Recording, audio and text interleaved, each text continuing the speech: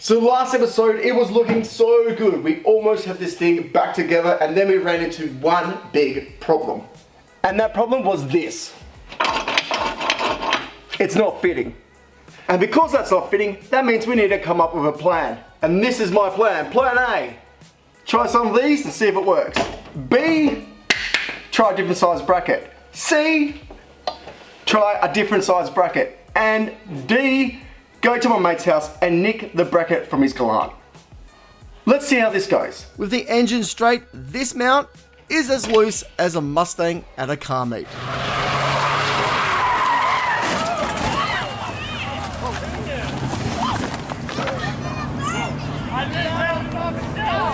So these are my options. As you can see, the Mitsubishi Magna bracket is spot on height wise, but the offset is terrible. So to use this, I would need to cut and weld, so let's see if we can get that stock mount to work first.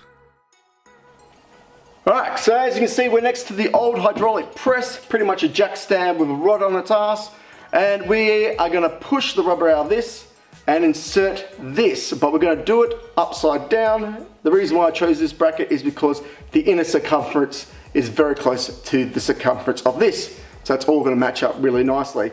I think that's going to give us around 10 mil.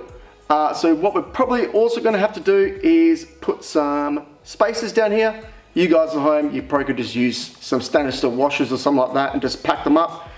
I'll probably end up making some metal ones, but anyone can do this at home. That's the best thing about it. There's no chopping, there's no welding. It's just an easy job, so let's see how it ends up. Now it's time to get the business on this mount that I had to get the hole saw out and actually pre-drilled to weaken it enough to press it out. And even while doing this, it was still putting up a fight. But after clamping it just a little bit better and then drilling multiple holes in it, I was able to weaken it enough to the point where I could actually press the middle out.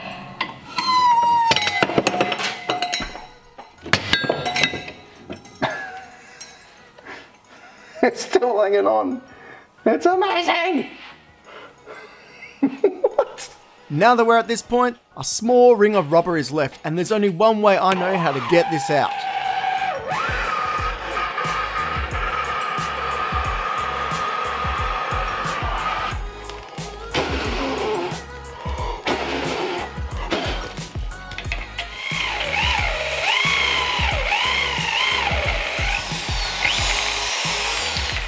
After using the wire wheel to remove any stubborn pieces of rubber that's left over, I've given this bracket a couple of coats of clear coat to help stop it from rusting in the future.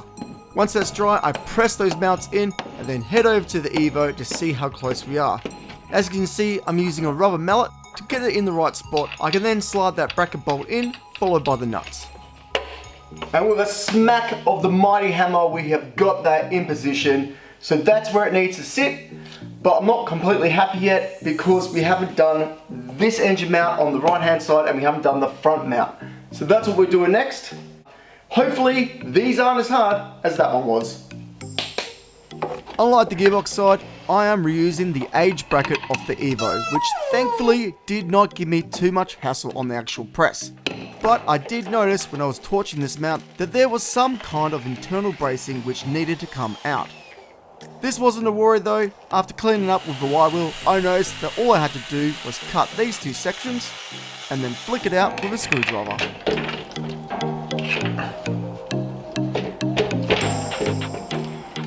Well, as you can see, we did manage to get this out. So I have no idea what this is for. I mean, it feels pretty weighty, so maybe it's like a balance or something. Who knows? Mitsubishi do weird things. But the next thing to get is this last little bit of the rubber out. And we could scrape it out, but that wouldn't be any fun, so let's get it!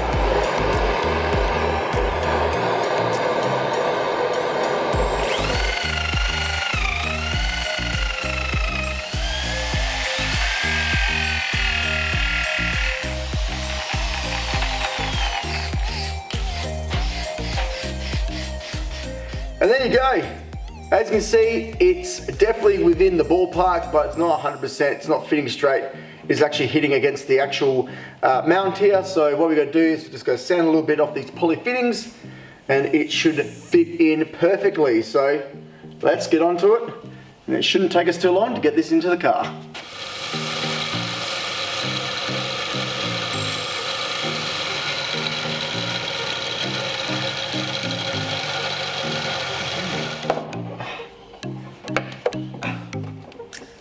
So this engine mount is just like the gearbox mount. It needs some love taps to get it in the right place.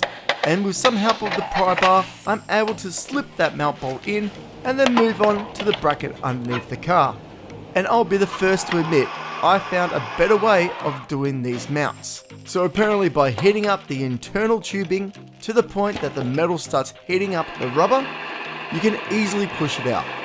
Once you have done that, you just have to run some heat around the outer rim, put some pressure on it with a screwdriver, and it will pop out with hardly any mess at all. Really? Once I get over the fact that there was a much easier way to get that rubber out, I move on to installing these new pulley inserts, which on the front seems to have a little bit of play between the housing and the actual insert. My plan is to fix this by laying a bead of silicone on the mount and the insert, followed by cleaning it and then clamping it for 24 hours to let that silicone dry. Now something I did notice is the internal tubes seem to be of different thickness. Now this is likely due to the manufacturer being unable to source the correct thickness tubing, so what I have done on the front and rear mounts is swap the inner tubings with the standard ones. Seems they are the same outer circumference anyways. This should help eliminate any metal on metal knocking between the inner tube and the actual bracket bolt. So to lift that bracket up just that tiny little bit, I'm using some spare rod that I had lying around. We're going to chop this up, drill it to the correct height. Now I've worked it out to be about 11 mil. You can max out to about 13 to keep enough thread on the actual gearbox. I'll show you what I mean in a second. This is about 22 mil thick, and we're going to drill a 12 mil hole in it, which is going to get us roughly in the ballpark. So let's get onto it. So let's talk about these spacers. If you want to, you could head to your local hardware store and buy a heap of stainless steel washers, pack them out until you get the right height. Or if you have the tools like I do, you can make them yourself. Now I will say you're probably better making these out of aluminium, then you're not going to have the problems with them rusting or damaging the actual thread on the gearbox. But if you're making them out of metal, just make sure that you coat them with some paint. Ooh. As you can see, these have been cooked in the oven and they're ready to go onto the gearbox. Now the sad bit is of it, that bracket we put on underneath, we now have to undo, drop this down a little bit and try and slide these in, and hopefully we get the perfect level for the engine. Wish you luck. So under I go to remove the front mounts, so I can drop this engine and box down to slide the spacers in. Now I have to be honest, I was surprised with the movability of the engine and box with the poly mounts still installed. It really didn't take much effort to get these spacers in, and with some more love taps, remounting the mounts seemed, well, easy.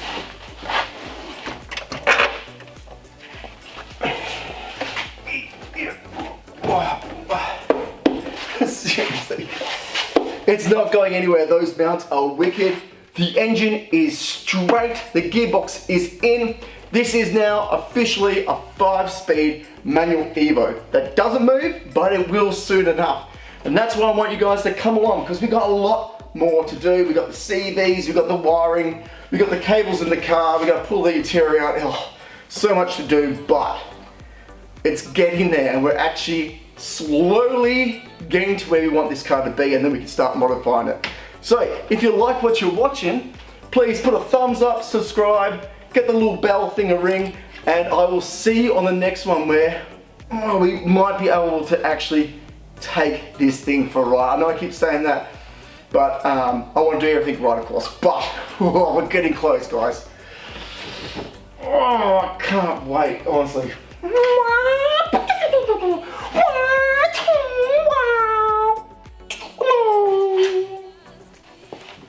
Let's try again. Oh, shivers. So, Amazing.